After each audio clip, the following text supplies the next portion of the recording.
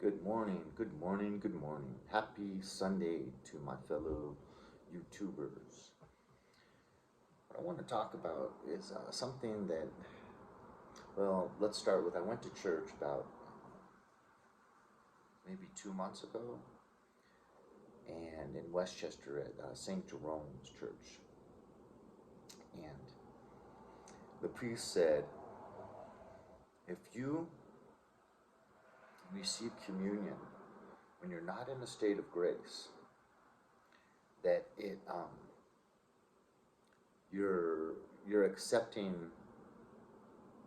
the devil into you, because when you take that bread at Holy Communion and you put it in your mouth and you're not in a state of grace, that you allow the devil and or demons then into your system. And he said the example is Judas, because Judas took the bread from Jesus when his heart was not pure, and then the devil was able to enter him at that point. And I'd like to read Matthew 24 and 25. Matthew 26, verses 24 and 25. The Son of Man indeed goes, and it is written of him, but woe to that man by whom the Son of Man is betrayed. It would be better for that man if he had never been born. Then Judas, the one who would betray him, said, Is it I, Rabbi? Jesus replied, You have said so. And then right after that, even with that dire warning, hearing what Jesus just said, woe to that man by whom the Son of Man is betrayed. It would be better for that man if he had never been born. To hear that and to know what you were intending to do and then to go and do it anyways, the devil must have been in his heart. The devil must have had control of him. But it was after he took the bread with this evil plan in his heart that he was then able to fulfill it, even with this dire warning. And I feel from personal experience that when I've received, I think it had partly something to do with how much demonic activity I was having to go through. So I think I was receiving communion and not in a state of grace, not regularly, but enough where these demons had access to me. And so it was about maybe a month ago where I felt I was not in a state of grace, and I decided before I went into Sunday Mass that I would not receive communion. But then during the Mass, and right up to that moment, I was so desirous of receiving communion just because I love it so much. And I thought, should I? And then right when people started moving forward to receive the communion, I was like, no.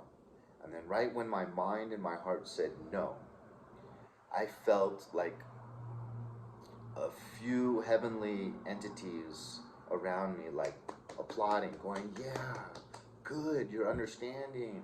And I felt all this kind of love, like I was being watched from behind almost. And why would I feel that in that moment? I had just decided, no, I can't receive Holy Communion. I was dejected. And yet then I get all this love from divine entities, whether it be Mary, Jesus, Holy Spirit, God the Father, I don't know. But there was applause there, and there was joy and love that I made the right decision. And so, I don't want to get into what my personal things were, but I think it's really, really important to follow Catholic doctrine. Somewhere in the New Testament, it speaks of, follow whatever religion, the rules of what follow the rules of whatever religion you've assigned to. So he's talking about, I think, like small little different sects of Judaism or Christianity. But I wish I had looked that up before. But I think it's important that if you're a Catholic, because even in my RCA classes or RVCA classes, whatever they're called for confirmation, the teacher that was teaching us said, they say this sin's a mortal sin, but I don't really think it's a mortal sin.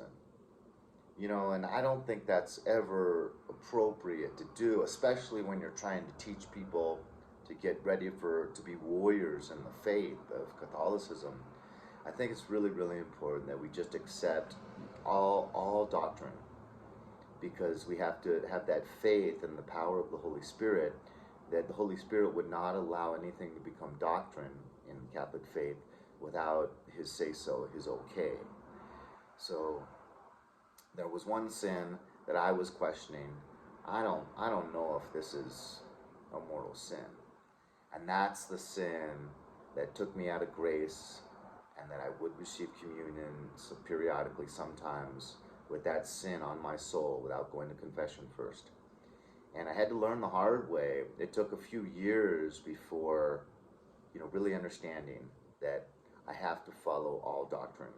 And it was the power of the Holy Spirit that really proved it to me. I mean, 1 week or like a couple weeks or maybe a month after that priest gave that sermon about when Judas took that bread from Jesus, when he wasn't in a state of grace and had an evil plan in his heart, that allowed the devil into him.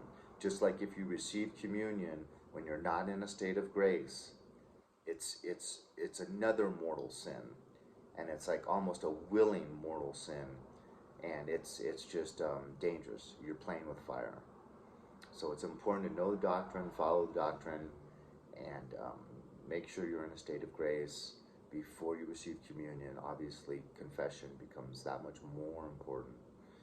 God bless everyone. I think that's a really, really important lesson that I've learned, and that I would strongly, strongly recommend for everyone else to try their best to follow. Leave a comment. Love you guys. Looking forward to church later today. God bless. Everyone take good care of each other, and I'll talk to you guys later.